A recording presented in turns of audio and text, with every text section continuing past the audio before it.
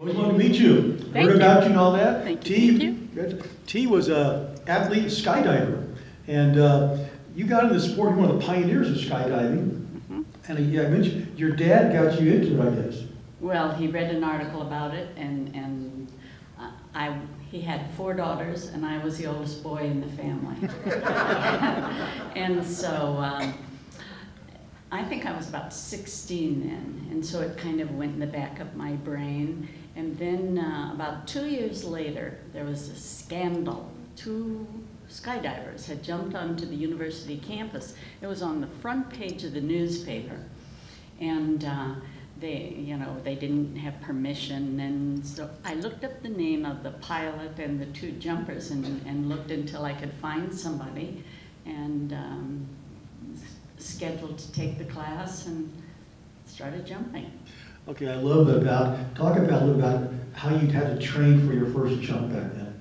Oh, you know, I will tell you a little funny story. I was going to the university, and I worked at Austin's Ice Cream Parlor. And my shift ended at 8 o'clock, and we wore uniforms. And the training session started at 8 o'clock, about 2 miles from there. So I ran in the bathroom, I put on the sweater and changed out of my uniform, and I got down there as fast as I could. And the training program lasted about 2 hours, them telling you what you do and what you don't do, how to do it. And boy, I was excited. And the next day, we were going to make our first jump. But when I got home from the training session, I looked in the mirror, and my sweater was on outside, inside out, backwards with the tag showing. I was a little excited about getting there. Anyway, the next morning we went to a dirt road. I think it was Sandario, because that's the only north-south road west of the mountains. And they had a little airplane and jumped out of it. Well, didn't you like when you were practicing? What did you jump out of the back of a truck or something? Yeah, they had a pickup truck, and we jumped off of that. It's called parachute landing falls. That's from the military, where you learn how to fall and distribute the weight of it. And you fell down every time you jumped back then. So we made 3 or 4 jumps off the tailgate, and that was it. That was training. And you're ready to go after that. I mean, that's a little scary. Well, you know, when I first started, everything happened so fast that when you get down, you go, oh my gosh, what would I have done if something went wrong? And then your mind, as you become an experienced skydiver, your mind adjusts to that, and it works faster. And pretty soon, after a few years of jumping, if you make a 60-second free fall, it takes you an hour to explain what you did. So, it's just a little adjustment. Where did they get their parachutes back then? It was all surplus from the military. So we'd go to military surplus stores and buy the equipment, and then do the cutting and sewing up, and at home. So you like parachuting, and you become a flight attendant for American Airlines. Right. I left Tucson. I only had 3 jumps when I went to Dallas as a stewardess, but I looked up the club there, and they were a pretty wild, far-flung group, just crazy guys. And but I started jumping with them. They didn't have a training program, and now I'm too uptight for that. So and besides being a bit didactic, and so I put a training program together and a safety program, and so for a couple of years I trained everybody who jumped in Dallas, and there was only one other woman who ever came through the training program, so it was mostly young guys, and I was kind of young myself. But when you act like you're the big cheese, they listen to you. So. I was reading about you being a stewardess. Did you ever think about putting a parachute in your back as you went on the plane? No. Sounds scary, huh? Yeah, that does sound scary.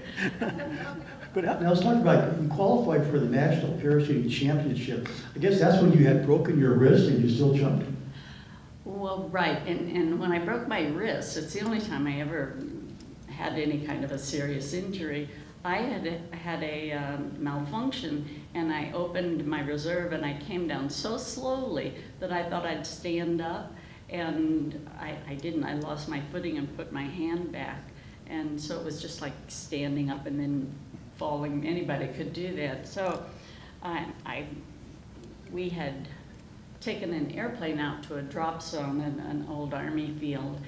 And so I packed up all the parachutes and put them in the airplane and flew back to town and went home and washed my hair. And when the hot water hit my wrist, and went, yow! And so I had to go get a cast on. The next day I went to a meet in a small town close to Dallas with the cast on and jumped in the meet. And in fact, 2 weeks later was the Nationals. I still had that cast on. So. And in '64, was that when you went to Germany for the World Meet? Right.